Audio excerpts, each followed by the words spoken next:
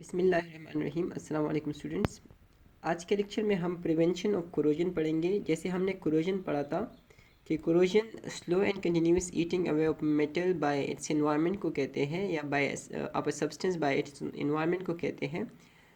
तो उन चीज़ों को कोरोजन से बचाने के लिए हम कौन कौन से तरीके यूज़ कर सकते हैं, कौन कौन से तरीके हम अप्लाई कर सकते हैं, वो हम आज पढ़ेंगे। ठीक है।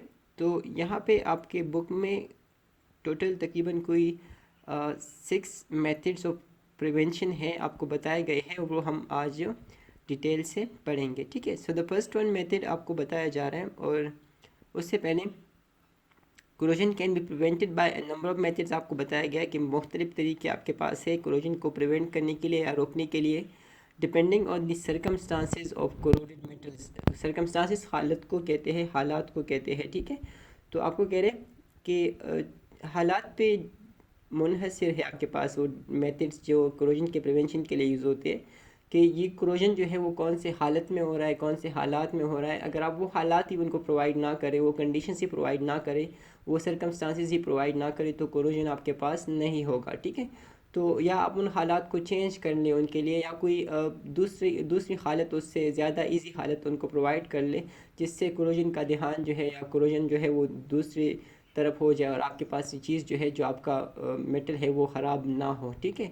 तो वो तरीके आपको यहाँ पे बताया जा रहा है कि कोरोजन को हम मुख्तलिफ तरीक़ों से रोक सकते हैं, depending on the circumstances of the corroded metals. की कोरोडेड मेटल्स के लिए कौन से हालात है, तो उन हालात को मद्देनज़र रखते हुए हम मुख्तलिफ तरीक़ों से कोरोजन को प्रिवेंट कर सकते हैं। ठीक है।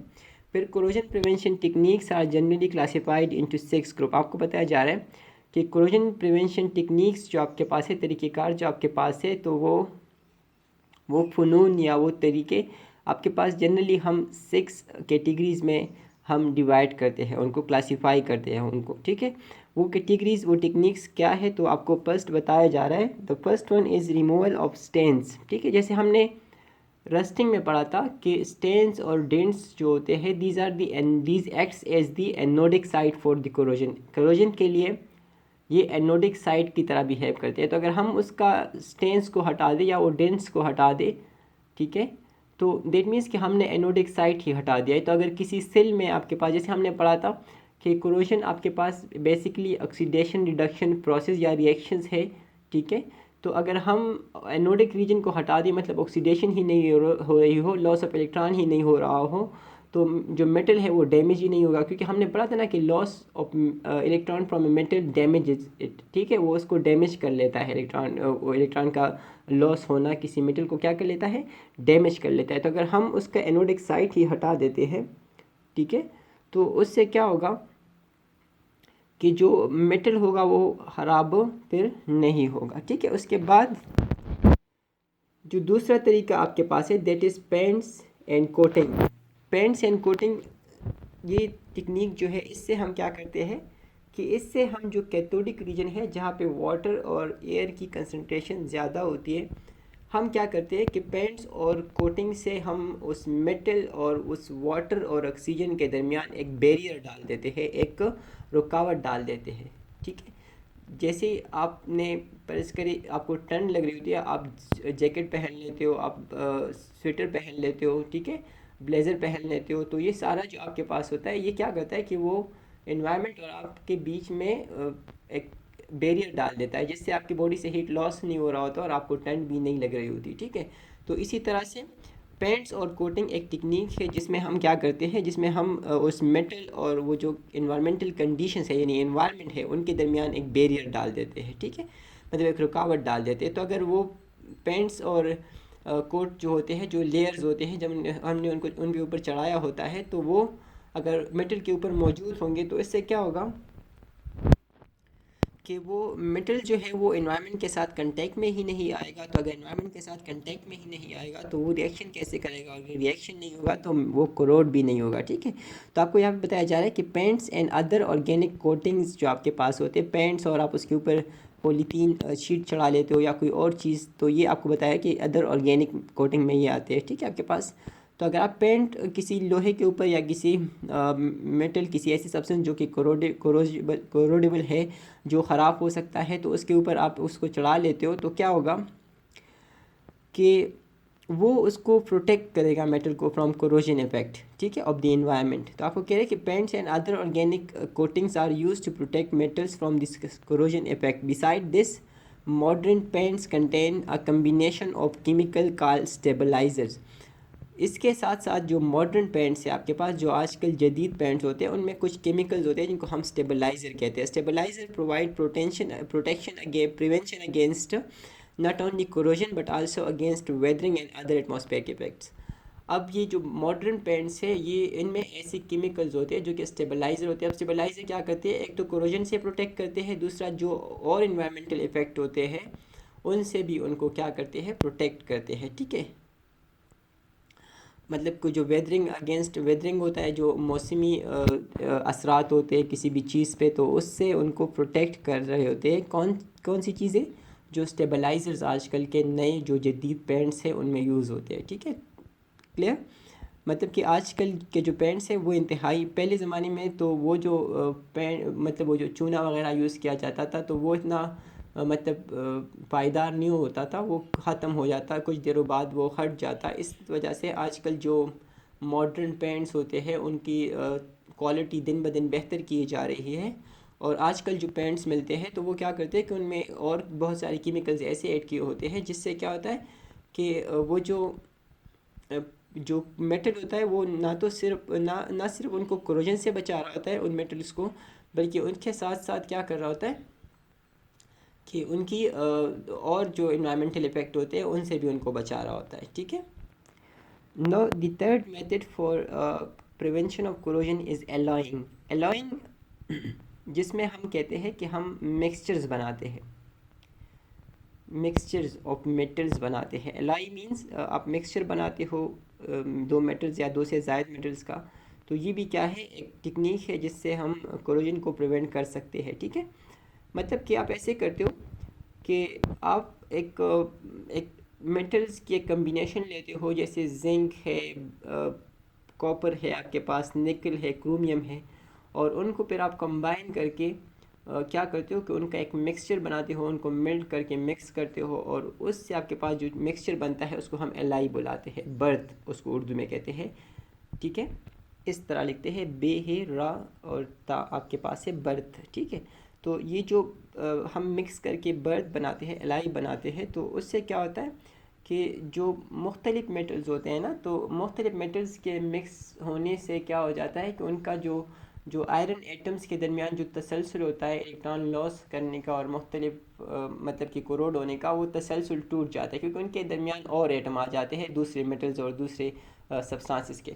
तो इससे भी कोरोजन जो है वो प्रिवेंट किया जा सकता है, ठीक है। तो आपको यहाँ बताया जा रहा है कि alloying also helps to protect the corrosion of metals. The best example of alloying is the stainless steel। जो stainless steel होता है आजकल हम देखते हैं बर्तन वगैरह भी इससे बने होते हैं, ठीक है। जो ब्लेड होते हैं, शेविंग ब्लेड, वो भी स्टेनलेस स्टील से बने होते हैं। इस तरह से और बहुत सारे इक्विपमेंट है जो स्टेनलेस स्टील से बनते हैं, ठीक है। स्टेनलेस मीन जिसको जंग नहीं लग रहा होता, ठीक है। तो द बेस्ट एग्जांपल आपके पास एलाइन का जो है वो है stainless steel banana, which is ally mixture of solid mixture of iron, chromium and निकल। देखिए यहाँ पे तीन मेटल्स कंबाइन किए गए हैं, आयरन, क्रोमियम और निकल। इन तीनों को मेल्ट करके मिक्स किया जाता है, तो इससे जो बनता है उसको हम कहते हैं स्टेनलेस स्टील, ठीक है। स्टेनलेस स्टील एक एलाई है इन तीन मेटल्स का, और ये स्टेनलेस स्टील क्या होता है कि इसको फिर जंग नहीं लग रहा होता। मतलब जो आयरन है जो कोरोडेबल है आपके पास, जो ख़राब हो सकता है, क्रोसिबल है, तो वो फिर ख़राब नहीं होगा आपके पास, ठीक है।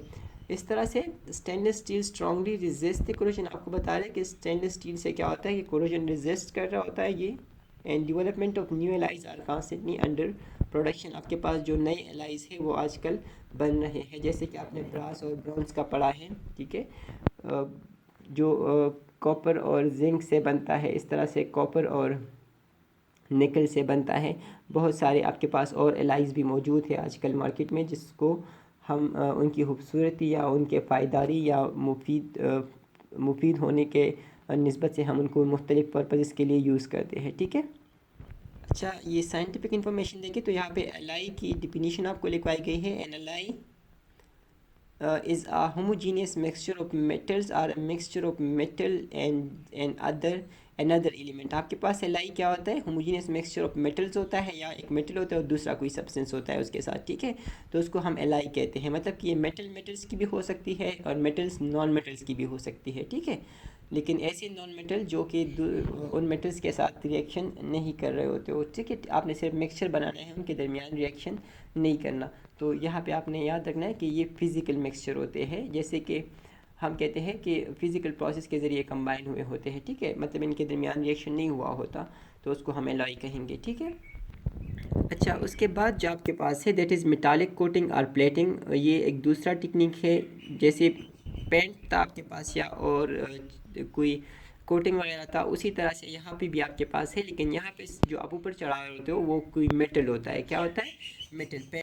और मेटालिक कोटिंग या प्लेटिंग के लिए आपके पास तीन टेक्निक यूज़ होते हैं। एक गैल्वेनाइजिंग है, स्प्रेइंग है, या इलेक्ट्रोप्लेटिंग है आपके पास, ठीक है। ये हम पढ़ेंगे अभी। तो मेटालिक प्लेटिंग और metallic coating can be applied to inhibit corrosion. Inhibit रोकने को कहते हैं, corrosion as well as to provide aesthetic and decorative finish. Metallic coating आप दो पर्पज़ के लिए कर सकते हो, ठीक है, या बल्कि तीन पर्पज़ के लिए, ठीक है। एक रिपेयर के लिए, दूसरा प्रोटेक्शन के लिए, एंड तीसरा डेकोरेशन के लिए, ठीक है। तो यहाँ पे आपको वही बातें बताई गई हैं कि मेटालिक कोटिंग और plating can be applied to inhibit corrosion. एक पर्पस कि कोरोजन को इनहिबिट करे, मतलब कि प्रोटेक्शन करे उसकी, ठीक है। दूसरा, टू प्रोवाइड एस्थेटिक और डेकोरेटिव फिनिश, आप उसको आजाइशी, ठीक है, या उसको नुमाइशी एक फिनिश दे दे, एक खूबसूरत टच दे दे उसको। तो उसके लिए भी क्या किया जाता है, मेटालिक कोटिंग की जाती है। ऐसा कोई मेटल चढ़ा दिया जाता है जो कि खूबसूरत होता है, जो कि प्रीटी होता है, प्रीशियस होता है आपके पास, ठीक है। अब a thin coating of one metal, coating layer को कहते हैं। A thin layer of one metal और another can be applied by spraying. आपके पास एक मेटल को दूसरे मेटल पे अगर आपने उसका एक टेस्ट चढ़ाना है बारीक सा, तो उसके लिए आप तीन टेक्निक्स यूज़ कर सकते हो। एक है स्प्रेइंग, आप स्प्रे कर दो उसको, जैसे कि आपने ये रेफ्रिजरेटर वगैरह को जब पेंट करते हो तो उसके लिए ख़ास मशीन यूज़ होता है जिससे वो स्प्रे कर रहे होते हैं, तो इस तरह से भी आप कर सकते हो, ठीक है।